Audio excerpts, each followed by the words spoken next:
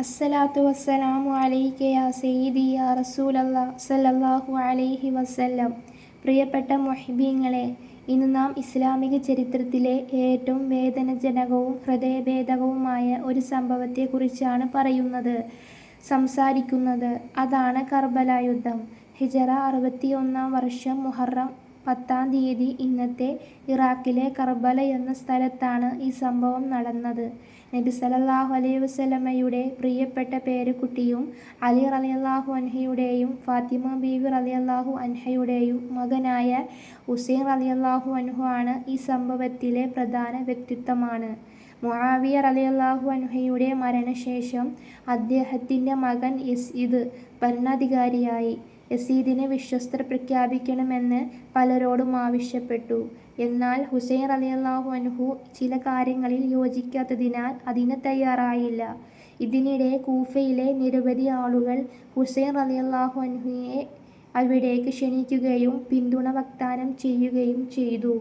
ഈ ക്ഷണം സ്വീകരിച്ച് ഹുസൈൻ റളിയല്ലാഹു അൻഹു കുടുംബാംഗങ്ങളും ചില അനുയായികളും കൂടി യാത്ര തിരിച്ചു. എന്നാൽ വഴിമധ്യേ സ്ഥിതിഗതികൾ മാറി. കൂഫയിലെ പിന്തുണ കുറഞ്ഞു. പിന്നീട് ഹുസൈൻ റളിയല്ലാഹു അൻഹുവും അദ്ദേഹത്തിൻ്റെ ചെറിയ സംഘവും കർബലയിൽ തടയപ്പെട്ടു. അവരുടെ എണ്ണം വളരെ കുറവായിരുന്നു. മറുവശത്ത് വലിയൊരു സംഘം സൈന്യം ഉണ്ടായിരുന്നു. ചരിത്രരേഖകൾ പ്രകാരം പല ദിവസങ്ങളിലായി വെള്ളം ലഭിക്കാതെ അവർ കഠിനമായ പരീക്ഷണങ്ങൾ നേരിട്ടു. സ്ത്രീകളും കുട്ടികളും ഉൾപ്പെടെയുള്ള കുടുംബങ്ങൾ അന്ത്യം ദുഷ്കരമായ അവസ്ഥയിലായിരുന്നു. മുഹറം 10 അഥവാ ആശുറ ദിനത്തിൽ അഥവാ ഇന്ന് ഏറ്റുമുട്ടൽ നടന്നു. ഹുസൈൻ റളിയല്ലാഹു അൻഹുവിൻ്റെയും സഹോദരന്മാരും ബന്ധുക്കളും സുഹൃത്തുക്കളും ഒരു വൻപോലെ രക്തസാക്ഷികളായി. അവസാനം ഹുസൈൻ റളിയല്ലാഹു അൻഹുവും രക്തസാക്ഷിത്വം വഹിച്ചു. ഈ സംഭവം മുസ്ലിം സമൂഹത്തെ ദുഃഖത്തിലാഴ്ത്തി. ഇന്നും ലോകമെമ്പാടുമുള്ള മുസ്ലിങ്ങൾ കർബലയെ ഓർക്കുന്നു. സത്യത്തിൻ്റെയും നീതിക്കും വേണ്ടി നടത്തിയ ത്യാഗത്തിൻ്റെ പ്രതീകമാണ്. കർബല നമ്മെ പഠിപ്പിക്കുന്ന പ്രധാന പാഠങ്ങളുണ്ട്. 1. സത്യത്തിൽ ഉറച്ചു നിൽക്കുക. 2. അനീതിയോട് വഴങ്ങാതിരിക്കുക.